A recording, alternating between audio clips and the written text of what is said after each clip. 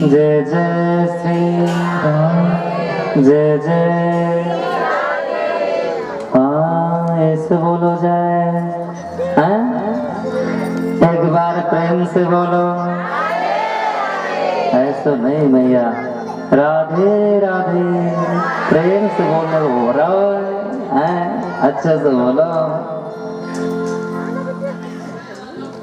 प्रेम से बोलो। तो महाराज धंधकारी जितने भी धन कमा कर लाए, पांचों वैश्या को खिलाए। अब महाराज धीरे धीरे इतना पाप परायण में व्यस्त हो गया धंधकारी, अब उसके कुछ समझ में ना आया। महाराज एक दिन एक राजा के यहाँ चोरी करने गया।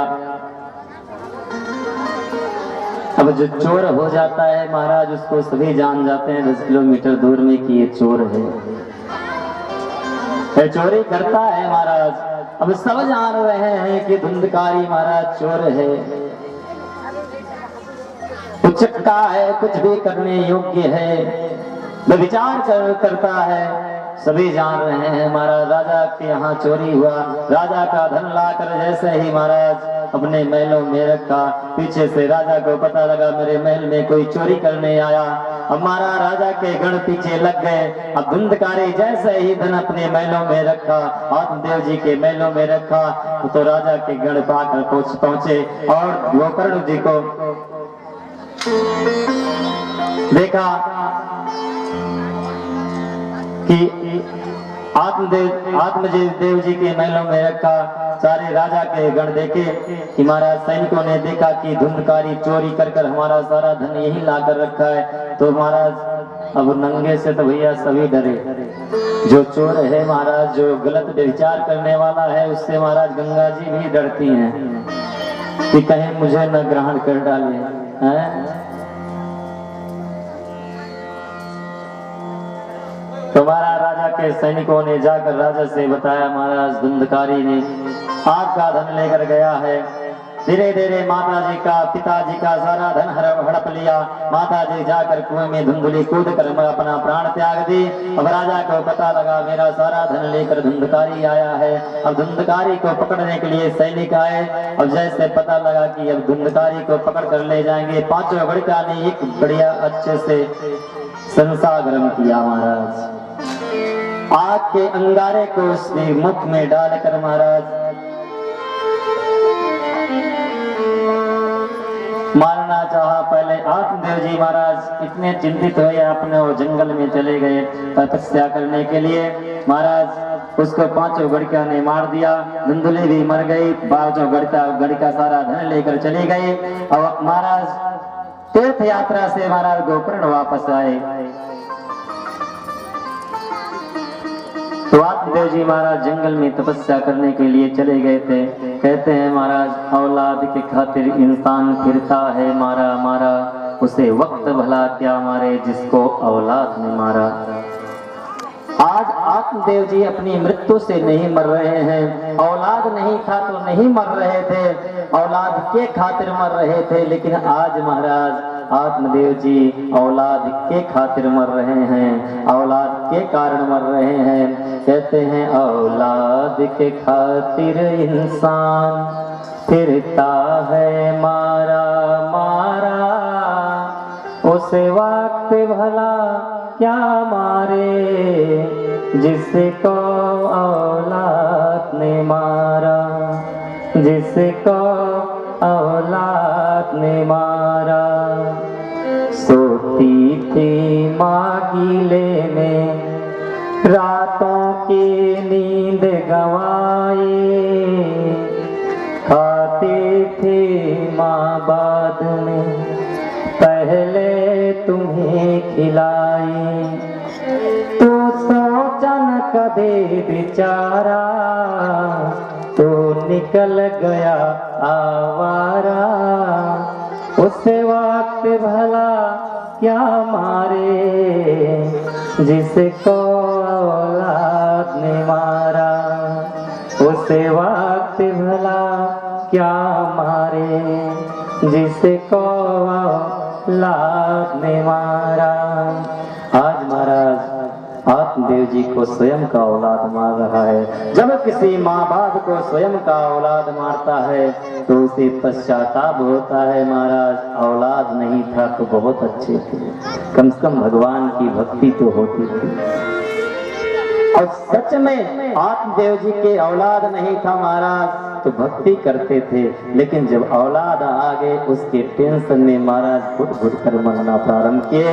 और घुट घुट कर नहीं, कुछ समय ऐसा आया महाराज, अब माँ बाप को मारने का प्रयास धुंधकारी करने लगा। अब सभी वापस चले गए महाराज। गोकर्ण महाराज तीर्थ यात्रा से वापस आए।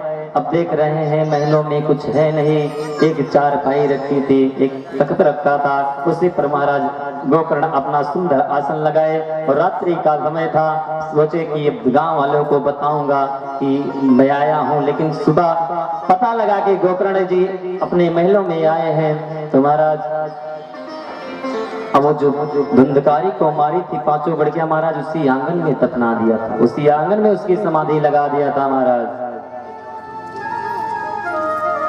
अब आत्मदेव रात्रि विश्राम कर रहे थे तो धुंधकारी महाराज प्रकट हुआ। कहता है महाराज कहीं भीड़ बनकर प्रकट हुआ। महाराज आत्मदेव जी को धुंधकारी महाराज गोकर्ण जी को डराने का प्रयास किया। कहीं भैंसे का रूप बना लेता, कहीं भेड़ का रूप बना लेता, कहीं किसका रूप बना लेता, कहीं नारी का रूप बना लेता, अनेकों प्रकार के रूप धारण करना प्रारंभ किया। अब महाराज गोकर्ण जी तो ऐसे प्रबल संत, जल लेकर अपने कमंडल से छिड़का जैसे वैसे दिव्य रूप में परिवर्तित हुआ।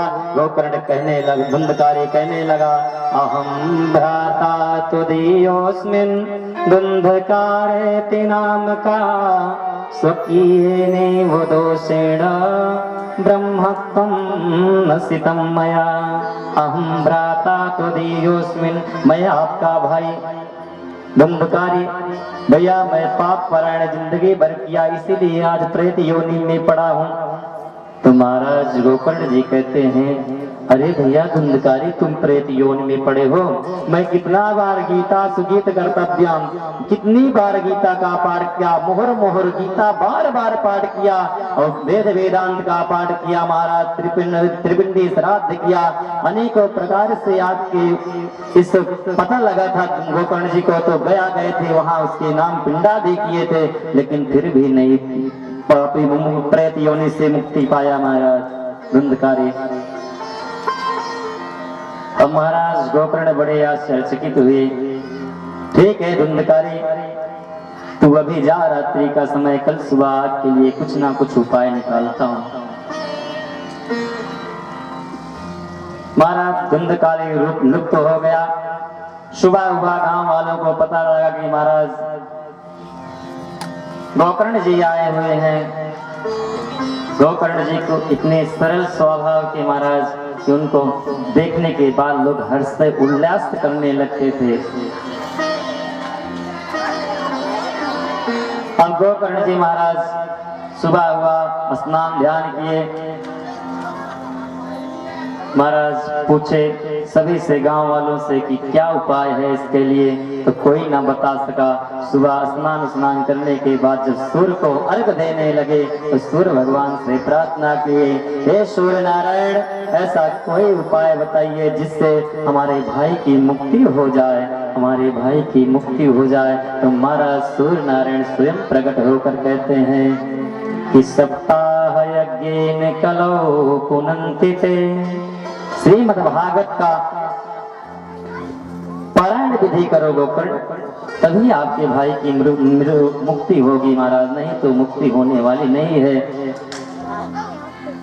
अब बताओ महाराज, गया जाने से लोग कहते हैं कि मुक्ति हो जाती है, लेकिन महाराज एक नंबर जो पापी होगा कभी जीवन में उसकी मुक्ति गया में नहीं होगी। जब तक भागवत जी श्रवण नहीं करेंगे। इसीलिए भागवत जी मोक्षदायिनी कथा है, ये मोक्ष को प्रदान करते हैं। और राम कथा महाराज जीने की कला सिखाती है, भागवत जी मरने की कला सिखाती है। रामचरितमानस में कांड है महाराज, लेकिन भागवत जी में कोई कांड नहीं है, मोक्षदायिनी कथा कहलाई है। तो इससे मोक्ष प्रदान होता है। एक इससे मरना सीखो, रामचरितमानस से जीना सीखो। जितने भी है सब में कांड है। राम जी ये कांड किए, वो कांड किए, वो कांड किए महाराज, बहुत सारे 8 कांड हुए महाराज।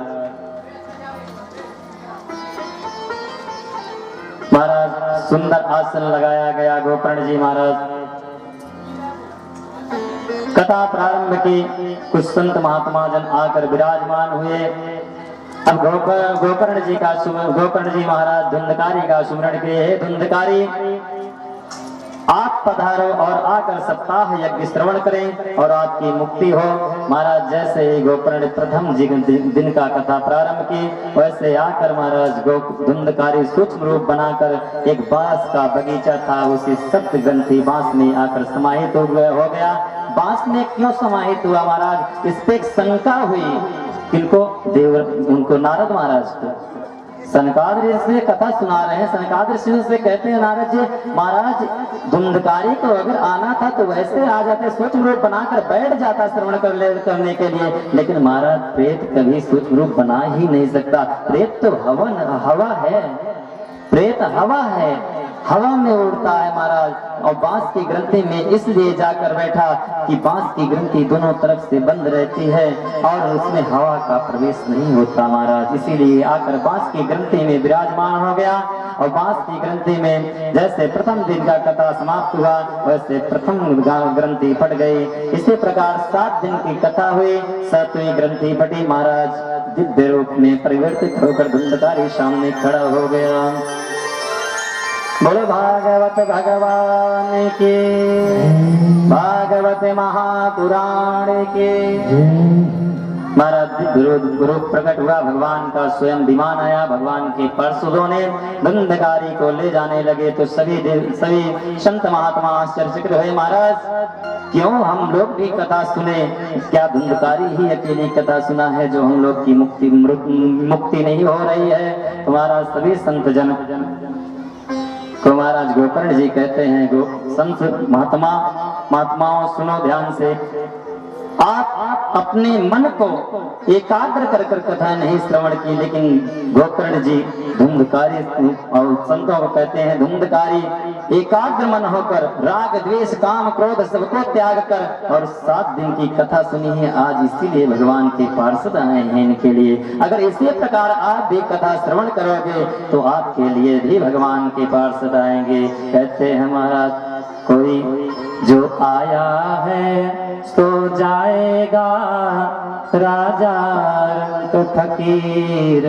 कोई सिंहासन चढ़ चला, कोई बंधा जात जंजीर।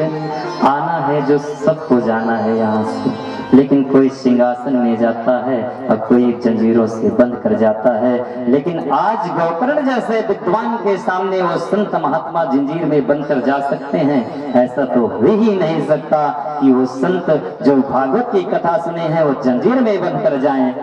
जिस प्रकार धुंधकारी को भगवान अपने पार्षदों को भेजे, विमान में बैठाकर धुंधकारी जाने लगा तो प्रणाम सभी संतों ने किया। और फिर संतों ने प्रश्न किया, महाराज गोकर्ण जी मुझे भी कथा इसी प्रकार श्रवण कराइए, मैं भी एकाग्र मन होकर कथा श्रवण करूंगा और मुझे भी भगवान की शरण में भेजिए। महाराज गोकर्ण जी पुनः कथा प्रारंभ किए। सभी संत महात्मा कथा श्रवण के, सभी संत महात्माओं के लिए महाराज सुंदर विमान भगवान का आया। सभी संत उसमें विराजमान गोकर्ण सहित जैसे सब विराजमान हुए और भगवान के परम धाम पधार गए। बोलो गोकर्ण जी महाराज की, बोलो लाडली लाल सरकार की। हे नाथ नारायण वासुदेव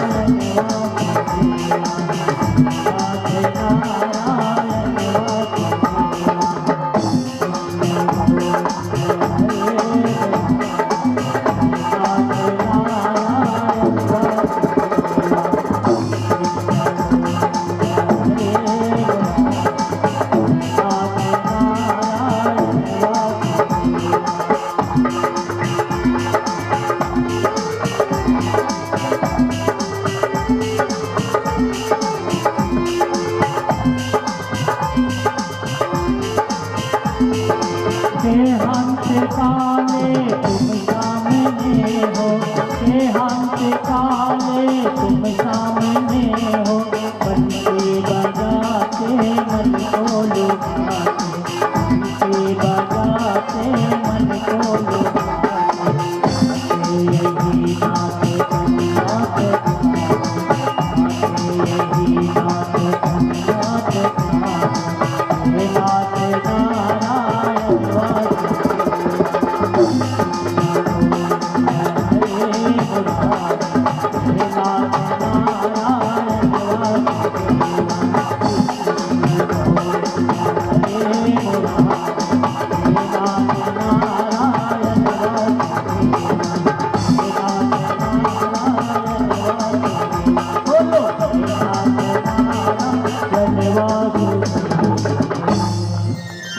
बोलो भागवत भगवान की,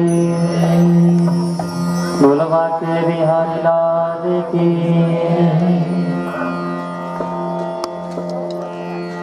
महाराज महात्म्य के अष्टम अध्याय में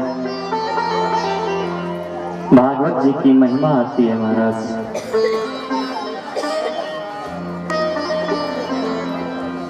ऐसे ऐसे पापी भागवत जी की कथा श्रवण करने के बाद तर जाते हैं। महाराज सनकाद ऋषियों ने, सौनक ऋषियों ने महाराज नारद को श्रवण कराते हैं।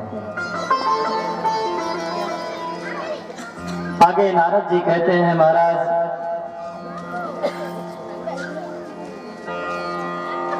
कथा की विधि क्या है?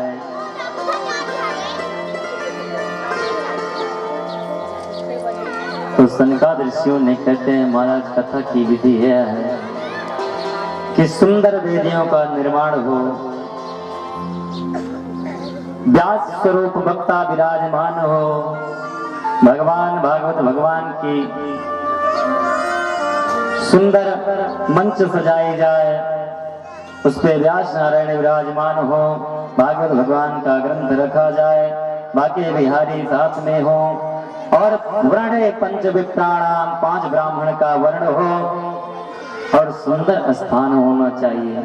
भागवत के लिए ऐसा स्थान होना चाहिए महाराज कि जहाँ गाड़ियों की आवाज ना आए, जहाँ बच्चों की आवाज ना आए, ऐसे सत्संग का जो स्थल होना चाहिए महाराज, दिव्य होना चाहिए। दीवार की आवाज ना आए, वक्ता बोले, श्रोता श्रवण करे, यही भागवत का महात्म है। महाराज आगे कहते हैं, भोजने तू वरम मन्य। ये बताइए महाराज कि भोजन करके कलयुग में केवल भगवान की कथा अगर श्रवण करनी है तो नाम का स्मरण करो। भोजन कितना भी कर आओ, लेकिन नाम का स्मरण करते रहो। महाराज नारद जी सौनक ऋषियों से कहते हैं, महाराज उसके आगे क्या होता है? तो सौनक ऋषियों ने कहते हैं, महाराज विष्णु दीक्षा विहीना नाम नाधिकारा कथा श्रवे। ऐसा भी नियम है महाराज, विष्णु दीक्षा विहीना नाम नाधिकारा कथा श्रवे। जो विष्णु दीक्षा से विहीन है, जो गुरु नहीं बनाया महाराज, उसे श्रवण करने का, कथा श्रवण करने के अधिकारी ही नहीं है। बिना गुरु दीक्षा के आप सोचो श्रवण करके और इसका फल पाए, तो विष्णु दीक्षा विहीना नाम नाधिकारा कथा श्रवे। किसी न किसी को गुरु बनाकर अगर यही कथा श्रवण करोगे तो आपको लाख गुना फल देगी। अगर यही कथा बिना गुरु बनाकर सुनोगे तो 1% आपको फल मिलेगा। लेकिन अगर किसी गुरु के माध्यम द्वारा सुनोगे, किसी गुरु को बनाकर सुनोगे, इसको वेद व्यास जी महाराज कहते हैं, हम नहीं कह रहे हैं। 18 पुराण पद्म पुराण से लिया गया महात्मा है महाराज। उसमें अष्टम अध्याय में यही बतलाते हैं कि भागवत कैसा होना चाहिए, कैसा दिव्य स्थान होना चाहिए, कैसे ब्राह्मण होना चाहिए, कैसे गुरु बनाना चाहिए, यही सिखाता है महाराज अष्टम अध्याय महात्मा का। वेद व्यास जी कहते हैं, विष्णु दीक्षा विहीना नाम नाधिकारा कथा श्रवे। अगर विष्णु दीक्षा से विहीन है तो महाराज कथा श्रवण करने का अधिकारी नहीं है, तो मंच पे बैठने का अधिकार कहां से होगा? वृंदावन में कहते हैं महाराज हम सब तो 12 वर्ष के थे तभी से गुरु दीक्षा ग्रहण कर लिए। और ब्राह्मण के बच्चों को वैसे 12 वर्ष के हो एक दो विधि संस्कार गुरु दीक्षा ग्रहण करा देना चाहिए। और गुरु दीक्षा से जो विहीन है महाराज निगुड़ा रहकर कभी भगवान को नहीं पा सकता बिना गुरु बनाए। 6 साल के वर्ष आयु में महाराज ध्रुव जी नारद जी को गुरु बनाए। नारद जी बोले बेटा तुम जा रहे हो जंगल में पंछी रहते हैं भगवान को कहाँ वो प्रकट कर लेती हैं, जल में वो मछलियां रहती हैं कहाँ भगवान को पा पाती हैं। लेकिन महाराज ध्रुव जी कहते हैं नारद तुम्हें देनी है दीक्षा कि नहीं देनी है, आगे कथा में आएगी। उत्तानपाद की कथा है महाराज, उन्हीं के पुत्र महाराज ध्रुव जी हुए, सुनीति के पुत्र थे। सुनीति और सुरुचि 2 पत्नियां थी उनके।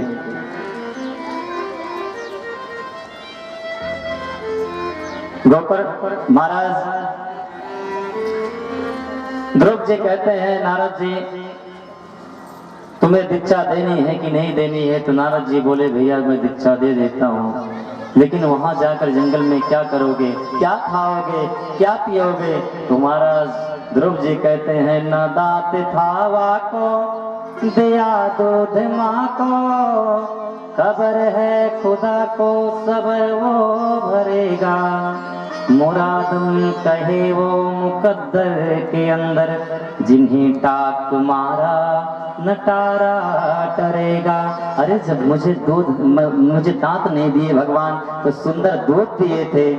माँ के स्तन में न तो ज्यादा मीठा न तो ज्यादा तीखा और न तो ज्यादा कड़वा न तो ज्यादा कुछ, इतना सुंदर दूध महाराज। संसार का दूध फेल था, माँ के स्तन का जो दूध था महाराज। अब मैं जंगल जा रहा हूँ, कुछ भगवान हमारे लिए व्यवस्था करेंगे। दाल दिए हैं तो ये सोचो प्रभु हमारे लिए व्यवस्था किए करेंगे। अरे किसी के सहारे क्यों रहो, पराधीन सुख सपने नहीं, पराओं की आधीन रहोगे महाराज, जीवन में सब सुख नहीं पाओगे। ये सोचना चाहिए कि प्रभु मुझे दीक्षा लेनी है तो उससे लेट मत करो, क्योंकि प्रभु अगर दीक्षा लेकर कोई कार्य आप करते हैं तो आपका कार्य सफल होता है। लेकिन विष्णु दीक्षा से विहीन व्यक्ति अगर जो है कथा श्रवण करने का अधिकारी नहीं।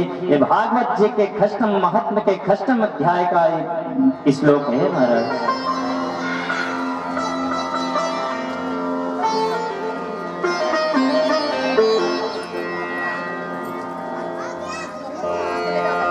ऐसे ऐसे महाराज कथाएं हुई। आइए हम सभी एक भजनों के माध्यम द्वारा भागवत के प्रथम स्कंद को प्रणाम करते हैं। महाराज महात्म की कथा ऐसी है, पूरे भागवत की कथा समाहित है महात्म। महात्म एक ऐसा 6 अध्याय का ये महात्मा है कि जिसमें पूरी भागवत की कथा समाहित है।